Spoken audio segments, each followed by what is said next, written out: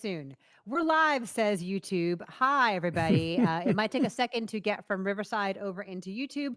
It has been a few weeks.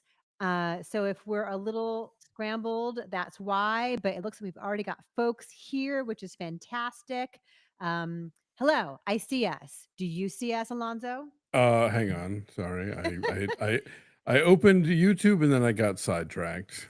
We exist in the world. I want to give a quick shout out to Mike Navis, a new channel member. Thank you so much for joining. I Thank will have you. new goodies for the channel members very soon. I like to put an old throwback review out there for folks and try to give members some early content before they go out to the rest of the world. So I will do that. Hello, David Yep, there Leman we are. saying, yes, thank you. David says, we're so glad you're doing well. Christy, hope you get cancer free. Yes, exciting things are happening with phone calls and schedule juggling. But surgery is scheduled for May 5th, and hopefully that is still when it's going to be. And I'm feeling okay. Thank you for that. Hi to our friend Bill Davies. So good to see you. We did a lovely table for one with Bill Davies recently. Happy Easter to Wex. That's right. It's Easter on Sunday. Today's Good Yes. Friday. Holy I day. know Easter's coming because Dave's making a ham. Oh, nice. Oh, hi, John McVeigh. Good to see you. And Steven says Alonzo is a bit white out with the lighting, but the sound is loud and clear.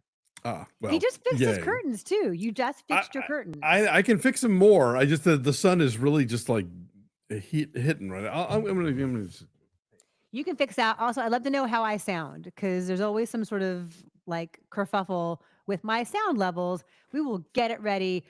Jimmy Moss says, we don't have Easter here. Oh, Jimmy, where are you that you don't have Easter? He says, what's it like for Easter over there? A lot of pastels so many pastels. and like the best candy. I've always liked Easter candy better than any other candy. It's pretty great. Yeah, it's I think the only one that's really aggressively managed to work malted milk balls in. So I think that gives it a real plus. Thank you for saying sound is good. Good to see you, Brent. Yeah, I just love like okay, real fast little detour here.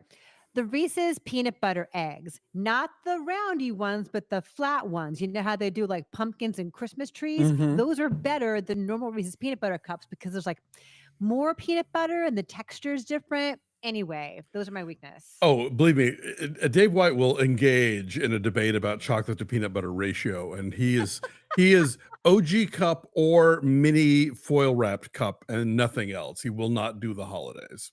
Oh, interesting. Those are better. And like if you go to CVS, you get like buy five, get five free. So you Yeah, can stock up and give them to friends.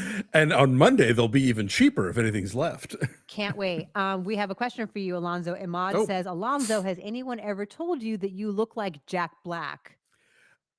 occasionally, yes. I don't super see it, but I mean, we are gentlemen of a certain size with big shaggy beards. So, and I need a haircut, so I guess I'm veering more into Jack Black territory. The guy at the butcher counter this morning asked me if anybody told me that I look like Santa Claus. I said, yeah, Daily. I get that. I said, I get that in George Lucas. He goes, oh yeah, I see that. George Lucas for sure. Yes. Jimmy is in Taipei and they don't have Ah, Easter. I'm sorry to hear that. Yes, it is a fun holiday. Good to see everyone. This is our first news in a few weeks because I was traveling. So thanks for your patience and thanks for coming back and hanging out with us. We've got so much to catch up on. Oh, yes. Brent says 420 Easter munchies. Yes. Easter is on 420 oh this year. wow, I didn't even For, notice that. That's funny. for those of you who enjoy that kind of thing, And no, Christy no hit the judgment. slopes and is still on 2 feet, so Yeah, no, it was good. I took a lesson the first day and then sort of built back up every day. And by the fifth day, I was skiing the kind of runs that I was before my accident. And that well, was really alright. gratifying. So yay, I miss it already. I have FOMO for skiing already. There is so much news. Let's get to it. Yes. So Ryan Gosling is going to be in a Star War. Uh-huh. Uh, remind me who Shawn Levy is? I should know He's this, and Night I at the was Museum. He's oh, like he does that all the Ryan guy. Reynolds movies. He did like the Adam Oh, Project. and, like, Free Guy, is that him? Yes. Name Okay. a Ryan Reynolds Netflix movie. He's I'd fellow rather not Canadian. name a Ryan Reynolds Netflix movie. Okay. Well, now I'm substantially less excited about this, but, okay, sure, why not? Did he not do Deadpool and Wolverine? Let's look it up. Let's see. You guys will Now, tell us. of course. I Yes, do he know. did Deadpool and Wolverine. Okay, well, but those were not. That was not as good as the previous Deadpool. So I don't know what to Yeah. tell you. Yeah. So anyway, that's happening. It's called Star Wars Starfighter, which is the stupidest title ever. It's pretty bad. It is Yes. pretty bad. Star Yeah, Wars Starfighter. I didn't realize that this whole like Star Wars Palooza thing was going on in Japan because our Yeah. friend Gray Drake is over there covering it and posting pictures on her, Instagram stories. And I was like, oh, this is another, like D23 kind of thing. Like, oh no, everybody's in Japan right now. Pedro Pascal and Ryan Gosling, everybody who's appearing at this thing. So, yeah, I mean, oh, this is where I leave you. The Internship, Real Steel. It's a sketchy The filmography. Steve Martin Pink Panther, the Steve Martin Cheaper by the Dozen. Yeah, I don't know. Journeyman director Shawn Levy. Anyway, he's a fellow Canadian. He's Ryan Reynolds and Ryan Gosling's fellow Canadian. So there you go. Okay. So that will be coming out in May 2027. So, Patrick says Starfighter was a Star Wars game series back in the early aughts. Okay. Good to know. Is this something you guys are excited about? I don't know. Is this important? Do you care? Yeah, Stephen Turner, thank you for your kind donation. Stephen says Star Wars, Barbie's ex goes to space. I guess. But he was already first man. That's true. Ryan Gosling has gone to space. He's been, man. Been there, done that. So anyway, I don't know if I'm interested in this or not, but we'll talk about it. There's a new trailer for the Fantastic Four First Steps, which I know, Alonzo, you don't watch trailers, but you would like this because it very much leans on the like retro futurist, mid-century modern cool of it. I've been picking that up on this one, and I think it's a great idea because like the Fantastic Four comes out of the 1960s. It's endured. It's the very much kind of a cornerstone of Marvel Comics that they've never quite gotten right on film yet. Like weirdly enough, I think the closest Fantastic Four to getting it right is the Roger Corman version that was barely seen. You can watch on YouTube, I think.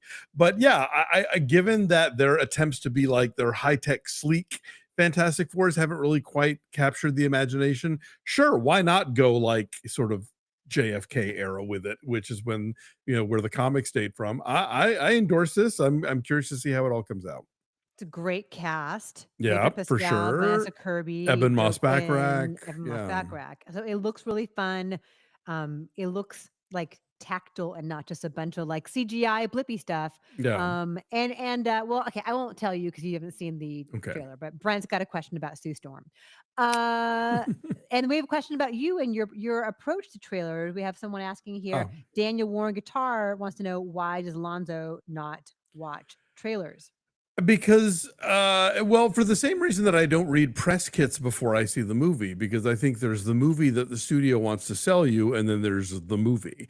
And I love nothing more than going into a film knowing as little as possible. I haven't heard the jokes yet.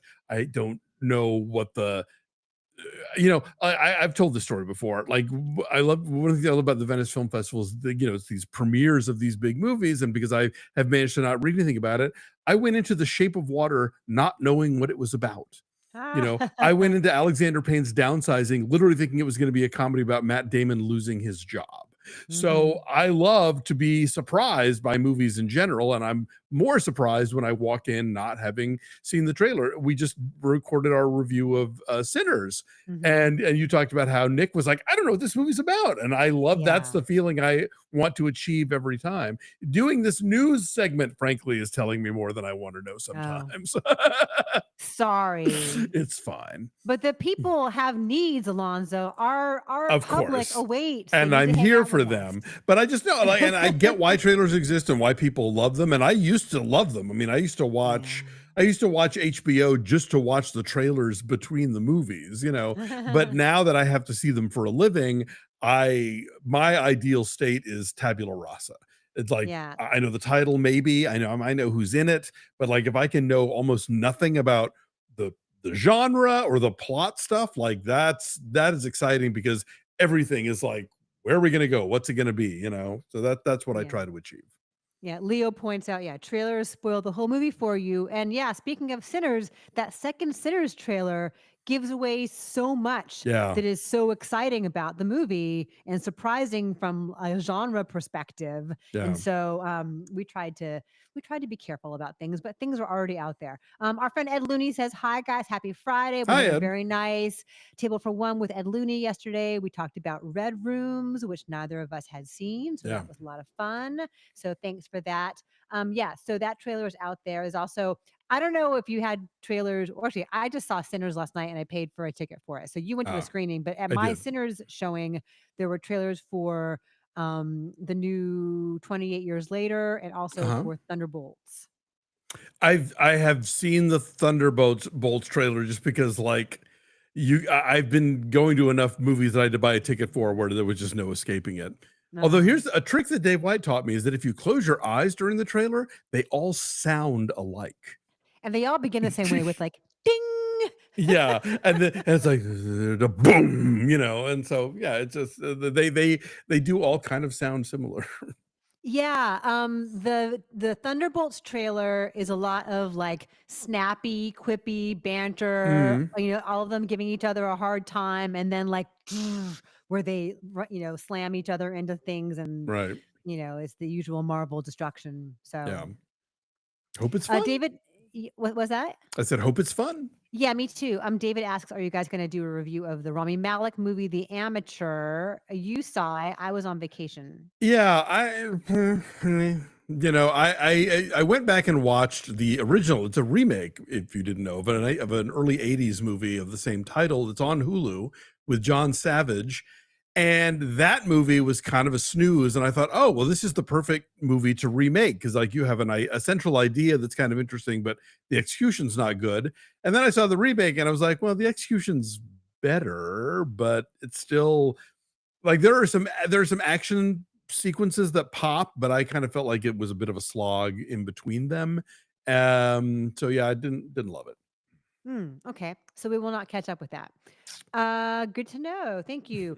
Okay, let's talk about this whole thing with Seth Rogen. Yes. We're recapping the studio on our Patreon. If you guys are Mhm. Patreon members, or if you're not, you can be at what are we? Patreon.com slash Slash BFast BFest all all day. day. There's a link down below Yeah, in the in the notes there. notes. So we've been thinking about Seth Rogen a lot lately. Anyway, but then what? He was at this the Breakthrough Awards. Is that it? It Yeah. was like tech awards, and he made some joke about like tech people supporting Trump, and I guess it got cut out of what was eventually posted on YouTube. Yes. And the The BS broadcast. explanation was like it was cut for time, but Mm. isn't time infinite in YouTube? We could be here all day. You guys want to be here all day? We could do that. I could do this all day. Thank you, Rogers.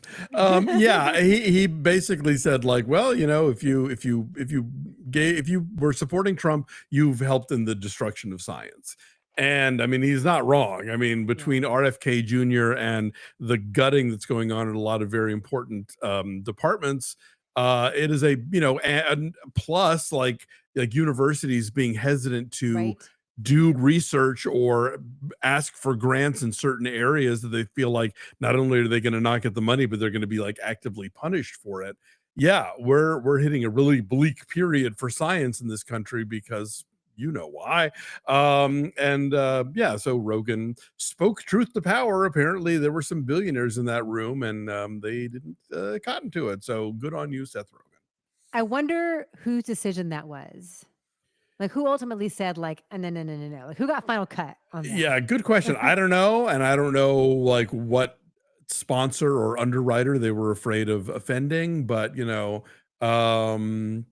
keep making rich people uncomfortable. I think that should be our mantra for the years to come. And not to get too heavy here because you're not here for heavy political stuff, but that's what authoritarianism is. Like when Yeah. you're afraid to speak, when they make you Yes. afraid to speak, that's what it When is. you obey in advance because you're worried about consequences. Yeah. Anyway, that's that. But yeah, Yep. good for you, Seth Rogen. Let's talk about Aimee Lou Wood and Mm. this was it? It was the White The White POTUS was POTUS, the yeah. sketch they did on SNL. I guess it was last weekend, and it hadn't occurred to me like what a wonderful like one-to-one corollary we have with like people in the Trump world and the Right. White Lotus people, like the whole Ratliff family, like so perfectly aligns there with Don Jr. and all them. But they made fun of Aimee Lou Wood, and they had Sarah Sherman, with like the big eyes and the fake teeth, and it was a heavy accent like she Yeah. has. And I guess she was unhappy with that and thought it was mean and unfunny and posted about that on Instagram. And so then SNL apologized to her, and Sarah Sherman sent her flowers. It's been a lot. Right. And And normally that would have been the end of it. But then apparently TMZ like took this picture of Aimee Lou Wood crying somewhere in public in London. It's like, is she still upset about SNL? And then she had to go on Instagram and reply, no, it was about something else. And by the way, please stop fucking taking telephoto pictures of me and trying to guess my emotional state. So it just goes on and on and on. so some folks in the comments agree that this joke was not cool. Jimmy says it was not cool. Tay says it was an awful impression. Sam says that they're surprised that the show apologized I don't to know that her. the show officially apologized. I think maybe just Sarah Sherman did. It depends on who you ask. I've seen conflicting things about that. It's like, part of me is like, look, the Saturday Night Live makes fun of celebrities and often in a way that isn't particularly funny, and that's just what they do. But I think if a celebrity feels aggrieved enough, and not even like, and not in that the ooh, they were mean to me way, but like Mhm. just like, hey, y'all, that's kind of. I think Sarah Sherman did the right thing, and I think we could have just ended it there. And the fact that like the tabloids keep sort of trolling this, like, Yeah. ooh, they're fighting, it just makes it a bigger deal than it needs to be.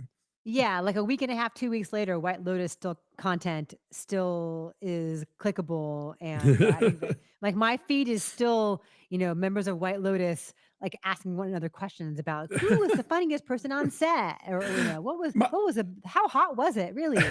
my favorite White Lotus story in all of this is, so I've been seeing the White Lotus tie-ins at like, CB2 and New and Banana Republic, because even though the show is all about how rich people are terrible, apparently brands think it's aspirational. Right. So there was a Coffee Mate tie-in with the White Lotus. And they had a Thai iced coffee flavor, and they also had the pina colada flavor. And if you've watched the finale of White Lotus, you know why that's problematic. And even Coffee Mate was like, well, this is embarrassing. So I just, in the annals of product tie-in, I think the Coffee Mate White Lotus pina colada flavor is just like, Yeah, but like I can imagine people wanting to buy that. of course, yes. It's like wanting to buy It's like, hilarious. the Battlefield Earth action figures just because it's like, can you believe this? Yeah. Yeah, there's so many things like Town and Country Magazine or whatever saying like, here's what it's like to really stay at a place like the White Lotus. Like, Mm. trying to again Without hop on the murdering aspiration. someone. Right, right. Hop on the aspirational qualities of it.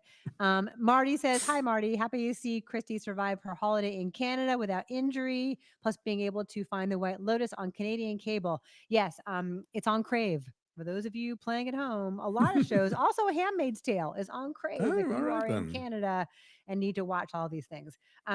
One thing that was good, a good thing that happened in the world this week is all five stars of The Breakfast Club reunited for the first time in 40 years. Yes, that Yes, was for very some event in exciting. Chicago. Because, last year we reviewed the documentary Brats, and Emilio Estevez talked about how, like, he didn't ever want to do anniversary screenings. He didn't want to talk about the past. Like, he just avoided that stuff all the time. So I knew there were other events where they'd gotten four of them, but he would just is never participating. And apparently, the 40th anniversary was enough for him to be like, I mean, I do love this movie. I don't want people to think that I'm shitting on it by not being there. So he showed up. Yeah. That would be really, really cool, I think. Yeah, and I Yeah. think it's smart too in that Bratz, clearly tapped into all of that Gen X nostalgia. Hmm. It was a huge hit, and it's got them talking about doing a St. Elmo's Fire sequel, Yeah. and that supposedly is in the works. So I think it makes a lot of sense that like that. I think about too like the music documentaries that we have seen recently, whether it's Sly and the Family Stone or Becoming Mhm. Led Zeppelin. There is this restoration of Pink Floyd live at Pompeii that's coming out next week, and I think like Right. that is who is, you know, green lighting these movies, people for whom like this is their high school, this is their college. There's a Janice Ian documentary, and it's like Right. people want to go back and like revisit that time. Anyway. Totally. Yeah. I mean, Saturday night, the that whole you know, Oh, right. the whole SNL 50 phenomenon. So yeah, in general, like whenever there's somebody who's a holdout, like for a long time, Patty Duke wouldn't do Valley of the Dolls related appearances, and then finally she was like, why not? Like she got the joke basically, and sort of played along with it and had a good time with it, and saw there was really a lot of genuine love for her.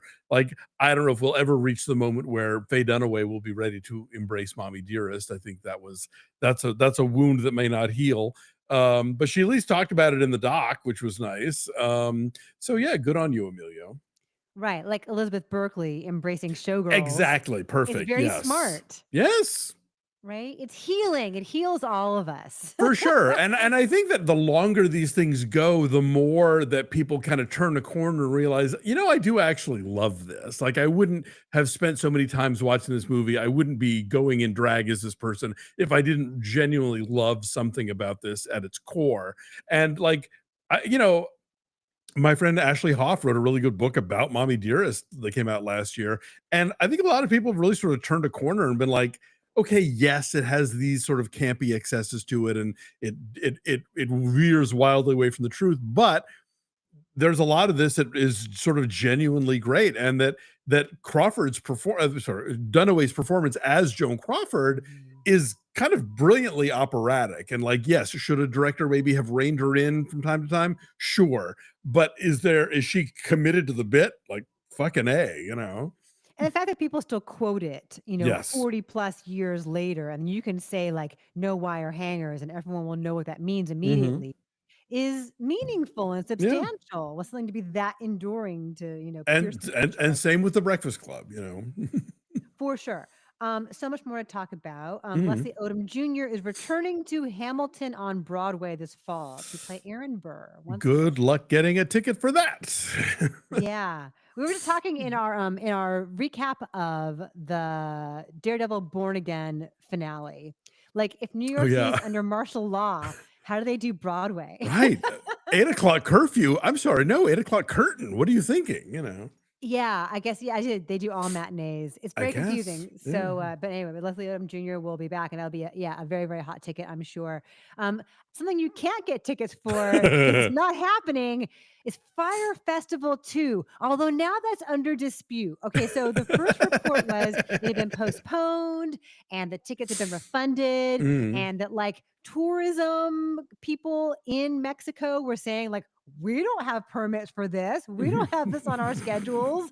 And they had, again, tickets from tens of thousands of dollars up to like $1 million, the crazy platforms and packages you can get for this thing. And now apparently they're postponing it, but then that might not be the case either.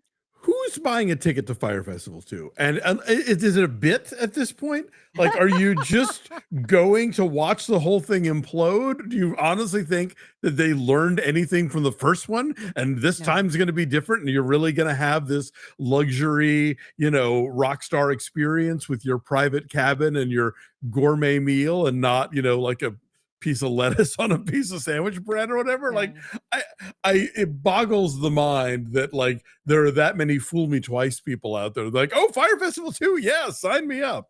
Right. Like, even if there hadn't been 2 documentaries on this subject, it was in the news. It was kind of like synonymous with just, ambitious failure and just it's like fraud, sham. They're christening the Titanic 2. Yes, book me a stateroom. Part of me admires the hustle. Sure. Part of me admires the chutzpah of the hustle. Well, and the idea that like, look, for everything that happened, everybody knows the name Fyre Festival. It's it just rolls off the tongue. So we're not going to call it something else. It's going to be Fyre Festival 2, baby. Woo. Wow. And we'll keep you posted on this in case you're interested in making your plans. I mean, Coachella is this weekend. Call your Fire travel Festival agents. 2 is clearly the Oh, next man. obvious stop. I'm going to talk about a bunch of things that happened. A bunch of celebrities left us while I was away, and we had some Yes. news also about the Gene Hackman investigation. Gene Hackman Ay, and his wife died a couple months ago, and the more details that come out, it's just sadder and sadder that his wife died of hantavirus and had breathed in something. I guess there was the rat excrement on the property of their yeah. home in Santa Fe, not in the house itself, but somewhere around there. And she had been Googling the symptoms that she had and like Mhm. wondering whether it was COVID. Right. And so that's just very sad that like she knew something was wrong and was trying to figure it out. And of course, the heartbreaking detail that she died a week before he did, Yeah. that he was in that house for a whole week and didn't know because he had been suffering from dementia in the later years of his life. So it's just all awful. Yeah. It's tragic. Yeah, so we know about that. There's a big long story, and I guess that the estate didn't want, or his family didn't want these details coming out. But enough news organizations requested that information that they felt compelled to, and also Right. they weren't releasing any photos or video that would be, disturbing. It would Yeah. be improper. Sometimes the family's right, you know? Did we need to know this? I don't know that we needed to know. No, Let's just remember Gene Hackman for, remember the good times. yeah, no, it's very, very sad. And then we know also about Michelle Trachtenberg. She was very young. She was like what, 38, Yeah. 39, Yeah, and she yeah. died with they're calling it natural causes, but as a result of diabetes. Yes, And and that I is know very sad. she'd had substance abuse issues, sadly. Okay. And then Nikki Cat died. And the last I saw, Yes. we don't know how he died. I think they actually have announced that it was, at his own hand. Oh no. Oh, that's Yeah, very sad. He yeah, was 54 and he just yeah, had such a great run there of like Steven Soderbergh films, and he was yeah. in The Way of the Gun and like Dazed and late 90s. Confused. Yeah, late 90s, early aughts. There was like a vibe to a Nicky Cat performance. Yeah, He was sort of like fascinatingly villainous, like something yeah. dangerous about him, but really compelling too. I love him in the Limey. There's that scene where Hmm. he's hanging out near the chute and he's like mocking the background people. Ma, I got into a movie. Like he's just such a bitch. It's really funny. Yeah, so that was really sad. And then legendary game show host Wink Yes. Martindale at age 91. What are your Yes, Wink Martindale memories? I met him once. Oh, you He tell was me. on Yes. the it was on the first TCM cruise before they started getting. I guess they eventually got Alex Trebek to come and do like onboard Jeopardy, but he was there to sort of do some of the like trivia games and whatnot. And so because we were both technically talent, I was in a van with him a couple times, and he had all these Elvis stories because he had been a DJ in Right. Memphis in the 50s when Elvis's career was starting to take off. So they knew each other and hung out and stuff. So very charming, maintained, and I'm sure it's all still there. This really great YouTube channel of like kind of game show ephemera. Like if you want to Oh, see pilots and outtakes and different things like that. So like really kind of had a love for the genre. I think a lot of people wind up as game show hosts and they feel like it's this embarrassing chapter of their career. But I think he really embraced it. Like I know a lot of people who work in the game show space as like writers and producers, and they all posted pictures with him and talked about like how great he was to them. So yeah, he was a real character. yeah. He seemed like he loved it, right? Like it Yeah. wasn't like a slumming thing for him. No, no, no. He seemed down for it. Sonia says, I just joined. I'm so glad you're back, Christy. Hope you're doing well. Thank you. A couple folks here, including our friend Andrew Kruger, mentioning Nikki Hey, Cat in Boiler Room. yes, for sure. And he was good in that. The director of Boiler Room was my neighbor down the hall at our loft building in Williamsburg, Ben Oh, Younger. alrighty then. How's that for a Go sentence? figure. We have also LA DJ Jed the Fish. If you grew Yes. up in LA in the 80s, Jed the Fish was the snarky voice on your radio. And he just had this totally distinct delivery and like a heightened kind of almost like snarky sing-songy quality that was so fun and so weird, but he had incredible taste in music, and so Mm, he brought bands like Devo, Depeche Mode, The Smiths, like name important bands that played on K Rock in the 80s and really helped helped put them on the map in Los Angeles and helped solidify K-Rock as far as its voice in the city and like the kinds of bands that like I grew up loving. Like I know all this music because of K-Rock. So whatever was alternative back then, new wave Right. or alternative back then, Right. right? Yeah, but the first time I moved to LA, I lived here from 92 to 94, and I listened to K-Rock all the time. It was an essential, back when radio was radio, and this was the only place you were gonna hear this stuff. Like, he was he and Richard Blade and, like, Yeah. all these other DJs really, I think, played a key role in all that moment. Rodney on the Rock. Rodney on the Rock, yes. Yes, my youth. So RIP to him and also to documentary filmmaker Andrea Nevins. She died at Yes. 63 of cancer, of breast cancer, I Oh. believe. And she had been married to the head of Showtime Is and she was a related to documentary Sheila filmmaker. Nevins, who I don't ran know, but she HBO documentaries for a long time? oh, I don't know, but she was Oh. married to David Nevins, I want to say. And Oh, so okay. Maybe he's related to yes. her. Yeah. So RIP to her. Yeah. Yeah, so we have a review for you guys later on today of Sinners, which we just talked about. Yep. One thing that's really cool, which we'll put in the notes of that review, is this 10-minute long video that Ryan Coogler did Yeah. talking about different aspect ratios and like different film Formats. stock. It's so cool. Like if you are nerdy about process like we are, you will enjoy it. And it worked because I had already seen the movie and it convinced me to go see it in another format. So Mhm. I bought a ticket to see it this week in IMAX 70. There's about a dozen places where you can see it on IMAX projected on film on the big ass IMAX film that has to run through the projector sideways.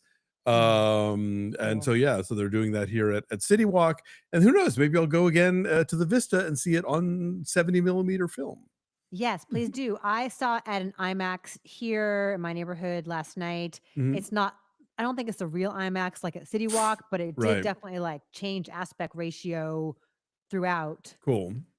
So Yeah, it's a that's fun really cool. video, and it's just I love, remember when like Scorsese would do those things for on like it was on American Movie Classics where he would explain letterboxing and why it was good and how because people when they first started putting out like letterboxed VHS stuff, people would get mad like, well, it's not filling the screen. What are these black bars doing? And they'd have to be like, well, see, here's how you get the whole picture because this is what it looked like in a theater, and here's what it looks like on a TV screen. So I love when filmmakers are like, he literally starts with 8 millimeter film and works his way up to IMAX. It's amazing. It's a fun, like, little mini film school class, and you Yeah. can tell how much this means to him, and you can Yeah. tell why Christopher Nolan also, has been a big supporter of him because they are big proponents of the theatrical experience and, like, using IMAX to tell a story in an epic way, so Yeah. Coogler apparently called Nolan with some questions about shooting in IMAX 65. And there was some stuff that Coogler was doing that Nolan hadn't done and was like, well, let me know how that works out. that's really So neat. like, I love the back and forth there.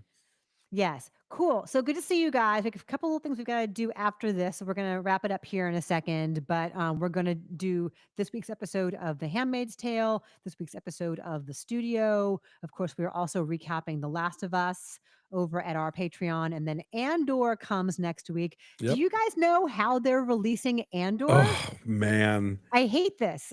What? Yes. Why? So they're 3 doing episodes at a time. 3 at a time over the course of 4 weeks. So there are 12 episodes total, 3 at a time. And I wish they would just do them once a week because Andor is so dense that Yes. you want to like just sit with it for a It's bit. meaty. It is. So And I wonder, yeah. I feel like they're in a hurry to get something else. Like they feel like they can only do one sort of big show at a time. So like Daredevil ended. Now we've got Last of Us or Andor, but like there's something else coming up they got to do. So all right, fine, we'll just shove Andor into 1 month and then move on with our lives. And it's like, no, let us savor Andor. This is your best show, or one of them anyway. So yeah, that's very frustrating. Yeah, I just learned this when I was doing a little bit of planning for May because there's so much television. There's also Poker Face coming out in May, Yes, which is also 3 episodes on that first night, and then it's right, one a week that like civilized shows should do. I feel like HBO has got it right, or Max, whatever you want to call it, by with sure, White Lotus and with The Last of Us by doing it one a week. Like yeah. let us wait, let us anticipate. Let there be memes. Yes, that's really really smart. Yeah, Bonzo Kilmore says you can still watch Andor over time. Yeah, I guess you can, but like But we're I recapping it, and everybody's gonna be antsy for it, you we're know? gonna recap it. Yeah, that's Yeah. it. That's the thing is we want to make sure that we are caught up with it If because it were people just me, still watch yeah, it. I'd take my good sweet time, but, I feel like the 15-year-old person who lives in my house will be insistent that we watch 3 at a time. You know, he loved Andor so much, and I Yeah. did too, and it was fun watching with him. So we will do that for you. This is the sacrifices we make for you. Too much good television. And You're then welcome. you're welcome, America, and parts of Canada and in Taiwan, where Jimmy Yes. Ma is. And then in June, we have The Gilded Age coming back. Mm. Heck yeah. Also, by the way, our wedding banquet review is up. We All right. recorded that early, so that you can find that here on our channel. Yeah. And it's a great movie. You should check it out. Yeah, it's a good weekend. So Yeah. yeah, April is not always a great time, but this is a pretty great weekend. So check out these movies. You guys are wonderful. Thanks for being here. Thanks for all your patience with all the schedule juggling. Thanks for coming back for a Friday Movie News Live. I think we're here again next week. Yeah. As far as I know. I think we're going to be here next week. Oh, also, I think we're going to catch up with. You saw Drop, right? I did. I We got to could go do see drop. Drop for radio. Maybe we Okay. do Drop. Yeah, let's do drop. Why Yeah. not? Did you guys see Drop? Did you like it? I see we have folks commenting about Warfare. I want to catch up with Oh, right. Warfare Yeah, I gotta see too. that too. It's Alex Garland. I feel like we got to do that, right? Yeah. Just, his last movie with War in the title was not my favorite, but we'll see how it Oh, yeah. goes. Anyway, adios to you, Andrew Kruger. Hello, Michael. Thank you. Thank you, Brent. Thank you, Teddy. Thanks, Bonzo from SoCal. We will see you guys again in a week, and we Yeah. appreciate your support. And I'm going to hit stop and see what happens. See you guys soon. Bye.